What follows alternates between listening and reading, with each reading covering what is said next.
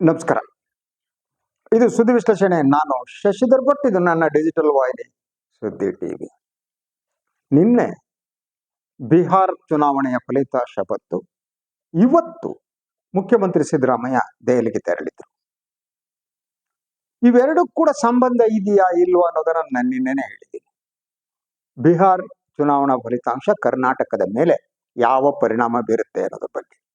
ಹಾಗೆ ನಾನು ಮಾತಾಡ್ತಾ ಹೇಳಿದ್ದೆ, ಇದು ಸಿದ್ದರಾಮಯ್ಯನವರ ಸ್ಥಾನವನ್ನ ಇನ್ನಷ್ಟು ಗಟ್ಟಿಗೊಳಿಸಿದ್ದೆ ಅಂತ. ಇದ್ರ ಬಗ್ಗೆ ಹಲವರು ಪ್ರತಿಕ್ರಿಯೆ ವ್ಯಕ್ತಪಡಿಸಿದ್ರು, ಕಮೆಂಟ್ ಮಾಡಿದ್ರು. ಆ ಕಮೆಂಟ್ ಬಗ್ಗೆ ನಾನು ಮಾತನಾಡಲ್ಲ. ಆದ್ರೆ ಇವತ್ತು ನಾನು ಹೇಳಿದ ಮಾತು ನಿಜ ಆಯ್ತು. ಇವತ್ತು ಬೆಳಿಗ್ಗೆ ದೆಹಲಿಗೆ ತೆರಳಿದಂತ ಸಿದ್ದರಾಮಯ್ಯ ಕಾಂಗ್ರೆಸ್ ಪಕ್ಷದ ನಾಯಕ, ಲೋಕಸಭೆ ಪ್ರತಿಪಕ್ಷದ ನಾಯಕ ರಾಹುಲ್ ಗಾಂಧಿ ಅವರನ್ನ ಭೇಟಿ ಮಾಡಿದರು. ಈ ಸಂದರ್ಭದಲ್ಲಿ ಸುಮಾರು ಅರ್ಧ ಗಂಟೆಗೂ ಹೆಚ್ಚು ಕಾಲ ಈ ಇಬ್ಬರು ನಾಯಕರು ಮಾತುಕತೆ ನಡೆಸಿದರು. ಈಗ ಬಂದಿರುವ ಮಾಹಿತಿಯ ಪ್ರಕಾರ ಸಚಿವ ಸಂಪುಟದ ಪುನಾರಚನೆಗೆ ರಾಹುಲ್ ಗಾಂಧಿ ಗ್ರೀನ್ ಸಿಗ್ನಲ್ ಕೊಟ್ಟಿದ್ದಾರೆ. ಅದರಂತೆಯೇ ಕಾಂಗ್ರೆಸ್, ಅಖಿಲ ಭಾರತ ಕಾಂಗ್ರೆಸ್ ಸಮಿತಿ ಅಧ್ಯಕ್ಷ, ಕರ್ನಾಟಕದವರೇ ಆದ ಮಲ್ಲಿಕಾರ್ಜುನ್ ಖರ್ಗೆ ಅವರ ಜೊತೆ ಮತ್ತು AICC general secretary KC. Venugopal ಜೊತೆ ಚರ್ಚೆ ನಡೆಸಿ ಮತ್ತು ಪಟ್ಟಿಯನ್ನು ಸಿದ್ಧಪಡಿಸಿ ಅಂತ ಸೂಚನೆ ನೀಡಿದ್ದಾರೆ ಅಂತ ಕೂಡ ವರದಿಯಾಗಿದೆ. ಅದರಂತೆ ಸಿದ್ದರಾಮಯ್ಯ ಸಂತಸದಿಂದ ಇದ್ರು. ಈ ಒಂದು ಗ್ರೀನ್ ಸಿಗ್ನಲ್ ಏನಿದೆ, ಇದು ಇಡೀ ಕರ್ನಾಟಕದ ರಾಜಕಾರಣದಲ್ಲಿ ಒಂದು ಸ್ಪಷ್ಟತೆಯನ್ನು ಕೊಡುತ್ತೆ ಅಂತ. ಸದಾ ನವೆಂಬರ್ ಕ್ರಾಂತಿ ಕ್ರಾಂತಿ ಕ್ರಾಂತಿ ಅಂತಿದ್ದವರಿಗೆ ಈಗ ಕ್ರಾಂತಿಯ ಸುದ್ದಿ ಏನಿದೆ ಅದು ಮುಕ್ತಾಯದಂತಾಗಿದೆ. ಯಾವಾಗ ಕ್ಯಾಬಿನೆಟ್ ರಿಷಫಲ್ಗೆ ಅಥವಾ ಪುನರ್ರಚನೆಗೆ ರಾಹುಲ್ ಗಾಂಧಿ ಗ್ರೀನ್ ಸಿಗ್ನಲ್ ಕೊಟ್ಟರು, ಅದರ ಅರ್ಥ ಸ್ಪಷ್ಟ. ಏನು ಅಂತಂದ್ರೆ ನಾಯಕತ್ವದ ಬದಲಾವಣೆ ಪ್ರಶ್ನೆ ಸದ್ಯಕ್ಕಂತೂ ಇಲ್ಲ, ಅದು ಮುಗಿದ ಅಧ್ಯಾಯ ಅಂತ. ಹಾಗಿದ್ರೆ ಸಚಿವ ಸಂಪುಟದ ಪುನಾರಚನೆ ಹೇಗಾಗತ್ತೆ ಅಂತ ಈಗಿರುವ ಮಾಹಿತಿಯ ಪ್ರಕಾರ 8ರಿಂದ ಸುಮಾರು 12 ಸಚಿವರುಗಳು ಏನಿದ್ದಾರೆ ಸಂಪುಟದಿಂದ ಹೊರಗೆ ಹೋಗಲಿದ್ದಾರೆ. ಹಾಗೇನೆ ಹೊಸಬರು ಒಳಗೆ ಎಂಟ್ರಿ ತಗೋತಾರೆ. ಸಿದ್ದರಾಮಯ್ಯ ಖುಷಿ ಪಡೋದಕ್ಕೆ ಕಾರಣ ಇದೆ. ಸೋಮವಾರ ಅವರು ಮತ್ತೆ ದೆಹಲಿಗೆ ತೆರಳುತ್ತಾರೆ. ಪ್ರಧಾನಿ ನರೇಂದ್ರ ಮೋದಿ ಅವರು ಭೇಟಿ ಮಾಡ್ತಾರೆ. ಕರ್ನಾಟಕದ ಈ ಕಬ್ಬು ಬೆಳೆಗಾರರ ಸಮಸ್ಯೆಯಿಂದ ಹಿಡಿದು ರೈತರ ಬಗ್ಗೆ ಅವರು ಚರ್ಚೆ ನಡೆಸ್ತಾರೆ. ಇದನ್ನ ಡಿ.ಕೆ. ಶಿವಕುಮಾರ್ ಹೇಗೆ ಸ್ವೀಕಾರ ಮಾಡಬಹುದು ಅಂತ. ಆದ್ರೆ ಡಿ.ಕೆ. ಶಿವಕುಮಾರ್ ಅವರಿಗೆ ಇದರ ಅರಿವಿದ್ದಂತೆ ಇತ್ತು. ಮೊನ್ನೆನೇ ಹೇಳಿದ್ರು ಅವರು, ಕ್ರಾಂತಿ ಅನ್ನೋದೇನಿದೆ ಅದು 2028ರವರೆಗೆ ಆಗಲ್ಲ ಅಂತ.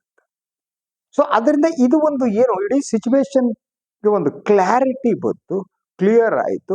ಈಗ ಈ ಸರ್ಕಾರ ಜನರ ಸಮಸ್ಯೆಗಳಿಗೆ ಬಗೆಹರಿಸುವಂತ ಲಕ್ಷ್ಯ ವಹಿಸ್ಬೇಕು. ಅದಿಲ್ಲ ಅಂತಂದ್ರೆ ಬಿಹಾರ್ ಚುನಾವಣೆಯ ಫಲಿತಾಂಶ ಕೊಟ್ಟಂತ ಮೆಸೇಜ್ ಇದೆಯಲ್ಲ, ಆ ಸಂದೇಶ ಇದೆಯಲ್ಲ, ಅದು ಕಾಂಗ್ರೆಸ್ ದೃಷ್ಟಿಯಿಂದ ಬಹಳ ಮುಖ್ಯವಾದ್ದು. ನೀವು ಸ್ವಲ್ಪ ಎಚ್ಚರ ತಪ್ಪಿದ್ರು ನೀವು ಮುಳುಗೋಗ್ತೀರಿ ಅನ್ನೋ ಸಂದೇಶ ಅದು. ಆದ್ರೆ ಬಿಹಾರ ಚುನಾವಣಾ ಫಲಿತಾಂಶ ಕರ್ನಾಟಕದ ಮಟ್ಟಿಗೆ JDSಗೆ ಹೆಚ್ಚಿನ ಸಂತಸವನ್ನು ಕೊಟ್ಟಿದೆ. ಆ ಸಂತೋಷವನ್ನ ಕೇಂದ್ರ ಸಚಿವರು ಆಗಿರುವ JDS ವರಿಷ್ಠ ಕುಮಾರಸ್ವಾಮಿ ಅವರು ಈಗಾಗಲೇ ತಮ್ಮ ಸಂತಸವನ್ನು ವ್ಯಕ್ತಪಡಿಸಿದ್ದಾರೆ. ಏನು ಸಂತಸ? ಒಂದು, ಬಿಹಾರ್ ಎಕ್ಸ್ಪೆರಿಮೆಂಟ್ ಏನಿದೆ, ಪ್ರಯೋಗ ಏನಿದೆ, ಆ ಪ್ರಯೋಗ ಬಿಜೆಪಿಗೆ ಅನಿವಾರ್ಯ ಆಗ್ಬೇಕು. ಅದು ಅನಿವಾರ್ಯ ಆದ್ರೆ ಲಾಭ ಆಗೋದು JDS. ಅಂದ್ರೆ ಈ ಮೈತ್ರಿ ಇದೆಯಲ್ಲ, ಈ ಮೈತ್ರಿ ಕಂಟಿನ್ಯೂ ಆದ್ರೆ ಮಾತ್ರ JDS ಲಾಭ. ಬಿಜೆಪಿ ಪವರ್ಫುಲ್, ಒಂದೇ ಪಕ್ಷ ಪವರ್ಫುಲ್ ಆದ್ರೆ ಅವರು ಮಿತ್ರರನ್ನ ಎಲ್ಲಿ ಬೇಕಾದ್ರೂ ಡಂಪ್ ಮಾಡ್ಬೋದು. ನೀವು ಸನ್ಮಾನ್ಯ ಕುಮಾರಸ್ವಾಮಿ ಅವರ ರಿಯಾಕ್ಷನ್ ಅನ್ನ ಸೂಕ್ಷ್ಮವಾಗಿ ಗಮನಿಸಿದ್ರೆ ಗೊತ್ತಾಗುತ್ತೆ. ಏನ್ ಹೇಳಿದ್ರು ಅವರು, ಬಿಹಾರದಲ್ಲಿ ಏನು ಫಲಿತಾಂಶ ಬಂದಿದೆ ಅದೇ ಫಲಿತಾಂಶ ಕರ್ನಾಟಕದಲ್ಲೂ ಬರಬಹುದು, ಬರುತ್ತೆ. ಈ ಆತ್ಮವಿಶ್ವಾಸದ ಹಿನ್ನೆಲೆ ಏನು ಅಂತಾದ್ರೆ, ನಾವು ಮತ್ತು ಬಿಜೆಪಿ ಸೇರಿ ನಾವು ಸರ್ಕಾರ ರಚಿಸ್ತೀವಿ ಅಂತ. ಸರ್ಕಾರ ರಚಿಸ್ತೀವಿ ಅಂದ್ರೆ ಆ ಮಾದರಿ ಅವ್ರು ಹೇಳ್ತಾ ಇರೋದು ಬಿಹಾರದ ಮಾದರಿ ಅಂತಂದ್ರೆ, ಮಿತ್ರ ಪಕ್ಷ ಏನಿದೆ, ಬಿಜೆಪಿಯ ಮಿತ್ರ ಪಕ್ಷ, ಅದು ಎಷ್ಟು ಸ್ಥಾನವನ್ನು ಪಡೆದಿದೆ ಅನ್ನುವುದು ಮುಖ್ಯಮಂತ್ರಿ ಸ್ಥಾನದ ತೀರ್ಮಾನಕ್ಕೆ ಅದು ಬದ್ಧವಾಗಿರ್ಬೇಕಾಗಿಲ್ಲ. ಆ ಸ್ಥಾನ ಪಡೆದಿರೋದು ಮುಖ್ಯ ಆಗ್ಬೇಕಾಗಿಲ್ಲ. ಯಾಕಂದ್ರೆ ನೀವು ಕಳೆದ ಬಾರಿನೂ ಹಾಗೆ ಇತ್ತು, ಈ ಬಾರಿನೂ ಹಾಗೆ ಇದೆ. ಬಿಹಾರದಲ್ಲಿ BJP single largest party, not JDU. ಆದರೆ ಮುಖ್ಯಮಂತ್ರಿ ಆಗುವವರು JDU, ಇಲ್ಲಿ ಸಲ ಹಾಗೆ ಇತ್ತು, ಇವಳು ಹಾಗೆ. ಆದ್ರಿಂದ ಅದೇ ಎಕ್ಸ್ಪೆರಿಮೆಂಟ್ ಕರ್ನಾಟಕದಲ್ಲಿ ಆಗಬೇಕು ಅಂತ ಕುಮಾರಸ್ವಾಮಿ ಬಯಸಿದರೆ ಅದರ ಅರ್ಥ ಏನು? ಕರ್ನಾಟಕದಲ್ಲೂ JDSನವರು ಮುಖ್ಯಮಂತ್ರಿ ಮತ್ತು ಬಿಜೆಪಿಯವರು ಮಿತ್ರ ಪಕ್ಷ. ಯಾರಾಗಿದ್ರೆ it is obvious Kumaraswamy. So Kumaraswamy ಮತ್ತೆ ಕನಸು ಕಾಣುವುದಕ್ಕೆ ಪ್ರಾರಂಭ ಮಾಡಿದ್ದಾರೆ. ಬಿಹಾರ್ ಚುನಾವಣೆ ಅವರ ಕನಸು ಕಾಣುವಂತೆ ಮಾಡಿದೆ. ಸೊ ಅದರ ಜೊತೆಗೆ ನೀವು ಬಿಜೆಪಿ ಕೂಡ ರಿಯಾಕ್ಟ್ ಮಾಡಿದೆ, ವಿಜಯೇಂದ್ರ ರಿಯಾಕ್ಟ್ ಮಾಡಿದ್ದಾರೆ. ವಿಜಯೇಂದ್ರಗೂ ಕೂಡ ಈಗ ಎಸ್, ಕರ್ನಾಟಕದಲ್ಲಿ ಮತ್ತೆ ಮಿತ್ರ ಪಕ್ಷ ಅಧಿಕಾರಕ್ಕೆ ಬರಬಹುದು ಅನ್ನುವ ಕನಸನ್ನ ವಿಜಯೇಂದ್ರ ಕಾಣೋದಕ್ಕೆ ಪ್ರಾರಂಭ ಮಾಡಿದ್ದಾರೆ. ಸೊ ಇವರಿಬ್ಬರಿಗೂ ಕೂಡ ಈ ಕನಸು ಬೀಳೋದಕ್ಕೆ ಬಹಳ ಮುಖ್ಯವಾದ್ದು ಬಿಹಾರ್ ಚುನಾವಣಾ ಫಲಿತಾಂಶ. ಸೊ ಹಾಗಿದ್ರೆ ಸತ್ತಾರೂಢ ಕಾಂಗ್ರೆಸ್ ಇಲ್ಲಿ ಕಲಿಬೇಕಾದ ಪಾಠ ಏನು ಅನ್ನೋದನ್ನು ನೋಡೋಣ. ಸೊ ಈ ಬಗ್ಗೆ ನಾನು ನಿನ್ನೆ ಕೂಡ ಮಾತನಾಡಿದ್ದೆ. ಬಹಳ ಮುಖ್ಯವಾಗಿ ಕರ್ನಾಟಕದಲ್ಲಿ ಅವರು ಕಲಿಯಬೇಕಾದ ಪಾಠ ಒಂದು, ಬಿಜೆಪಿ ಏನ ಬಿಹಾರದಲ್ಲಿ ಯಾವ ರೀತಿ ಆಟ ಆಡಿದೆ ಅದಕ್ಕೆ ವಿಭಿನ್ನ ಆಯಾಮಗಳಿವೆ. ಅದನ್ನು ನಾನು ಈ ಒಂದು ಅಲ್ಪಾವಧಿಯಲ್ಲಿ ವಿವರಿಸಕ್ಕಾಗುತ್ತೆ ಇಲ್ಲ ಗೊತ್ತಿಲ್ಲ.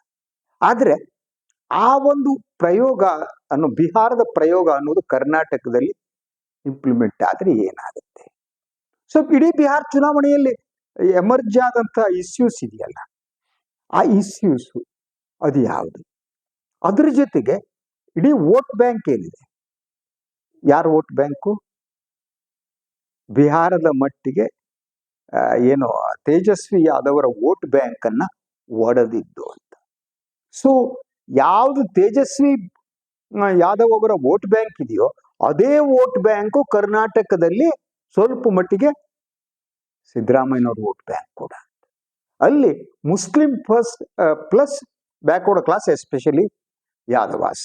ಈ ಯಾದವ ಬ್ಯಾಕ್ವರ್ಡ್ ಕ್ಲಾಸ್ ಅನ್ನ ಏನಿದೆ ಈ ವೋಟ್ ಬ್ಯಾಂಕ್ ಅನ್ನು ಒಡೆಯುವುದಕ್ಕೆ ಬಿಜೆಪಿ ಮತ್ತು ನಿತೀಶ್ ಕುಮಾರ್ ಮಾಡಿರುವ ಆಟ ಏನು ಅಂದ್ರೆ, ಯಾದವರನ್ನ ಹೊರತುಪಡಿಸಿ ಉಳಿದ ಸಣ್ಣ ಪುಟ್ಟ ಹಿಂದುಳಿದ ವರ್ಗದವರು ಏನಿದ್ದಾರೆ ಅವ್ರನ್ನೆಲ್ಲ ಕ್ಯಾಪ್ಚರ್ ಮಾಡಿದ್ದು, ಅವರಿಗೆ ಬೇರೆ ಬೇರೆ ರಿಸರ್ವೇಶನ್ ಅನ್ನ ಕೊಟ್ಟಿದ್ದು ನಿತೀಶ್ ಕುಮಾರ್. ಅದರಿಂದ ಹಿಂದುಳಿದ ವರ್ಗದ ಏನು ವೋಟ್ ಬ್ಯಾಂಕ್ ಇದೆ ಅದು ಇಂಟ್ಯಾಕ್ಟ್ ಆಗಿ ಬಿಹಾರದಲ್ಲಿ ಉಳಿಲೇ ಇಲ್ಲ. ಅದ್ರ ಜೊತೆಗೆ ಮುಸ್ಲಿಂ ವೋಟ್ ಬ್ಯಾಂಕ್ ಕೂಡ ತಲ್ಲಣಗೊಂಡಿತು. ಇಲ್ಲಿ ಕರ್ನಾಟಕದಲ್ಲಿ ಸಿದ್ದರಾಮಯ್ಯಂದು ಅಹಿಂದ ವೋಟ್ ಬ್ಯಾಂಕ್. ಈ ಅಹಿಂದ ವೋಟ್ ಬ್ಯಾಂಕ್ ಅನ್ನ ಒಡೆಯುವುದಕ್ಕೆ ಮತ್ತು ದುರ್ಬಲಗೊಳಿಸುವುದಕ್ಕೆ ಬಿಜೆಪಿ ತನ್ನದೇ ಆದ ರೀತಿಯಲ್ಲಿ ಟ್ರೈ ಮಾಡುತ್ತೆ. ಅದಕ್ಕೆ ಮೊದಲನೇದಾಗಿ ದಲಿತರನ್ನು ಒಡೆಯೋದಕ್ಕೆ ಒಳ ಮೀಸಲಾತಿ ಏನಿದೆ ಆ ಸಮಸ್ಯೆ, ಅದನ್ನು ಯಾವ ರೀತಿ ಬಿಜೆಪಿ ಬಳಸ್ಕೊಕೊಳ್ಳೋದು ಒಂದು ಪ್ರಶ್ನೆ ಇದೆ. ಅದ್ರ ಜೊತೆಗೆ ಹಿಂದುಳಿದ ವರ್ಗದವರು ಅಂತಂದ್ರೆ ಕುರುಬರನ್ನ ಹೊರತುಪಡಿಸಿ ಉಳಿದ ಹಿಂದುಳಿದ ವರ್ಗಗಳು, ಸಣ್ಣ ಪುಟ್ಟ ಹಿಂದುಳಿದ ವರ್ಗದವು ಏನ್ ಕರ್ನಾಟಕದಲ್ಲಿವೆ ಅವರನ್ನು ಕ್ಯಾಪ್ಚರ್ ಮಾಡೋದಕ್ಕೆ ಕೇಂದ್ರದಲ್ಲಿ ಅಧಿಕಾರದಲ್ಲಿರುವ ಬಿಜೆಪಿ ಟ್ರೈ ಮಾಡ್ಬೋದು. ಅದ್ರ ಜೊತೆಗೆ ಯಡಿಯೂರಪ್ಪ ಮತ್ತು ವಿಜೇಂದ್ರ ಅವರ ರೈತ ನಾಯಕರು ಅನ್ನುವವರದೇನು ಒಂದು ಸ್ಟೇಟಸ್ ಇದೆಯಲ್ಲ, ಅದನ್ನ ಬಿಜೆಪಿ ಲಾಭಕ್ಕೆ ಹೇಗೆ ಬಳಸ್ಕೋಬೇಕು ಅನ್ನೋದು ಕೂಡ ಪ್ರಾರಂಭ ಮಾಡೋದು. ಯಾಕಂದ್ರೆ ಒಂದು ಕುಮಾರಸ್ವಾಮಿ ಕೂಡ ಈ ರೈತ ನಾಯಕರು ಅನ್ನೋ ಒಂದು ಇದಿದೆ. ಸೊ ರೈತರ ಕೆಲಸನೂ ಮಾಡಿದ್ದಾರೆ, ಐ ಡೋಂಟ್ ಡಿನೈ ದ್ಯಾಟ್. ರೈತ ಸಾಲ ಮನ್ನಾ ಮಾಡಿದ್ದು, ಇನ್ನೊಂದು ಮಾಡಿದ್ದು. ಆದ್ರಿಂದ ಕುಮಾರಸ್ವಾಮಿ ಅವರ ರೈತ ನಾಯಕತ್ವ, ಯಡಿಯೂರಪ್ಪನವರ ರೈತ ನಾಯಕತ್ವ, ಇದು ಈ ರೈತರ ಬೇಸನ್ನ ಒಂದು ಕಡೆ ಬಲಪಡಿಸ್ತಾ ಹೋಗುವಂಥದ್ದು. ಅದ್ರ ಜೊತೆಗೆ ಮೇಲ್ಜಾತಿಯ ಮತಗಳೇನಿವೆ, ಒಕ್ಕಲಿಗ ಪ್ಲಸ್ ಲಿಂಗ ಆಯ್ತು, ಅದು ವರ್ಕೌಟ್ ಆದ್ರೆ ಅದು ಈ ಮಿತ್ರ ಪಕ್ಷಕ್ಕೆ ಬಹುದೊಡ್ಡ ಲಾಭ ಅಂತ. Then they can counter Congress in Karnataka. ಅದ್ರ ಜೊತೆಗೆ ನೀವು ದಲಿತರಲ್ಲಿ ಎಡಗೈ ಬಲಗೈ ಇದೆ. ಸೊ ಬಲಗೈ ಕಾಂಗ್ರೆಸ್ ಜೊತೆಗಿದ್ರೆ, ಎಡಗೈ ಸ್ವಲ್ಪ ಮಟ್ಟಿಗೆ ಈಗಾಗಲೇ ಬಿಜೆಪಿ ಕಡೆ ಒಲ್ದಿದ್ದಾರೆ. ಸೊ ಅದನ್ನು ಸೇರಿಸೋದು. ಅದ್ರ ಜೊತೆಗೆ ಹಿಂದುಳಿದ ವರ್ಗದಲ್ಲಿ ಎಕ್ಸೆಪ್ಟ್ ಕುರುಬ, ಈ combination that will be a winning combination ಅಂತ. ಆ ವಿನ್ನಿಂಗ್ ಕಾಂಬಿನೇಷನ್ಗೆ ಈವಾಗಲಿಂದನೇ ಅದನ್ನು ಬಲಪಡಿಸೋದಕ್ಕೆ BJP and JDS will try. ಇದನ್ನು ಕೌಂಟರ್ ಮಾಡೋದು ಹೇಗೆ ಅನ್ನೋದಿದೆಯಲ್ಲ, ಅದು ಕಾಂಗ್ರೆಸ್ ಮುಂದಿರುವ ಬಹುದೊಡ್ಡ ಸವಾಲು. ಈಗೇನು ಸಚಿವ ಸಂಪುಟದ ವಿಸ್ತರಣೆಗೆ ರಾಹುಲ್ ಗಾಂಧಿಯನ್ನು ಒಪ್ಪಿಗೆ ಕೊಟ್ಟಿದ್ದಾರೆ. ಅದು ಈ ತಿಂಗಳಲ್ಲೂ ಆಗ್ಬೋದು, ಮುಂದಿನ ತಿಂಗಳು ಆಗ್ಬೋದು. ಆ ಮೂಲಕ ಈ ಅಹಿಂದ ಏನಿದೆ ಅವ್ರನ್ನ ಇಂಟ್ಯಾಕ್ಟ್ ಇಟ್ಕೊಳ್ಳೋದಂತೂ ರಿಪ್ರೆಸೆಂಟೇಷನ್ ಮೂಲಕ. ಅದ್ರ ಜೊತೆಗೆ ಹಿಂದುಳಿದ ವರ್ಗದಲ್ಲಿ ಕೇವಲ ಕುರುಬರು ಮಾತ್ರ ಅಲ್ಲ, ಉಳಿದ ಹಿಂದುಳಿದ ವರ್ಗದವರನ್ನ ಇಟ್ಕೊಳ್ಳೋದು. Especially for example you take Ediga.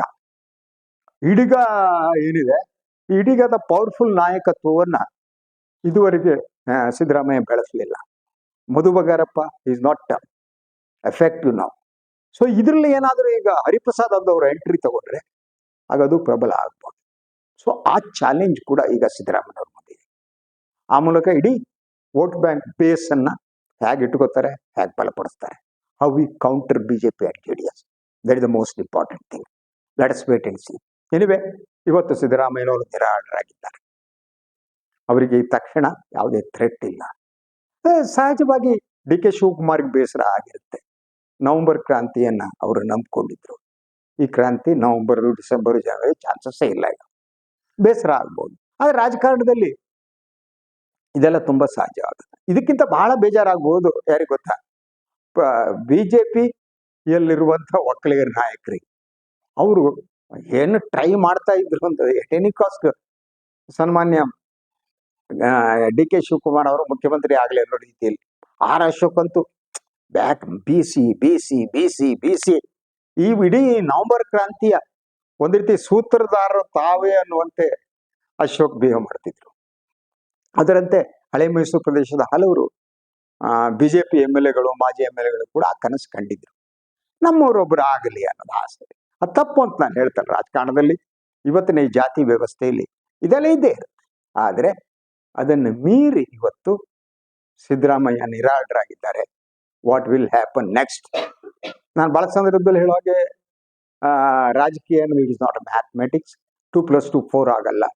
ಅದು 3 ಆಗ್ಬೋದು, 5 ಆಗ್ಬೋದು, 6 ಆಗ್ಬೋದು. ಇವತ್ತಿರೋ ಸಿಚುವೇಶನ್ ನಾಳೆ ಇರುತ್ತೆ ಅಂತ ನಾವು ಹೇಳಕ್ಕಾಗಲ್ಲ. Situation will change. ಅದಕ್ಕೆ ರಾಜಕಾರಣ ಏನ್ ಬೇಕಾದ್ರೂ ಚೇಂಜ್ ಆಗ್ಬೋದು. ಬಟ್ ಈ ಕ್ಷಣದಲ್ಲಿ ಇವತ್ತಿಗೆ ನಿಂತು ಮಾತನಾಡುವಾಗ ಐ ಥಿಂಕ್ ನಾವು ಕ್ಯಾಬಿನೆಟ್ ರಿಷಫಲ್ ಆಗುತ್ತೆ ಮತ್ತು ಸಿದ್ದರಾಮಯ್ಯ ಇನ್ನೂ ಕೆಲ ಕಾಲ ಬ್ಯಾಕ್ ಮಾಡ್ತಾರೆ. ಇದು ಇವತ್ತಿನ ಸುದ್ದಿ ವಿಶ್ಲೇಷಣೆ. ಇನ್ನೊಂದು ವಿಚಾರದಾಗ ಮತ್ತೆ ಬರ್ತೀನಿ. ನಾನು ಲೈಕ್ ಮಾಡಿ, ಸಬ್ಸ್ಕ್ರೈಬ್ ಮಾಡಿ, ಬೆಲ್ ಐಕಾನ್ ಪ್ರೆಸ್ ಮಾಡೋದಕ್ಕೆ ಮರೆಬೇಡಿ. ಹಾಗೇನೆ ಸಾಧ್ಯ ಆದರೆ ಸಹಾಯ ಮಾಡಿ, ಸ್ವತಂತ್ರ ಪತ್ರಿಕೋದ್ಯಮವನ್ನು ಉಳಿಸಿ, ನನ್ನನ್ನು ಆಶೀರ್ವದಿಸಿ. ನಮಸ್ಕಾರ.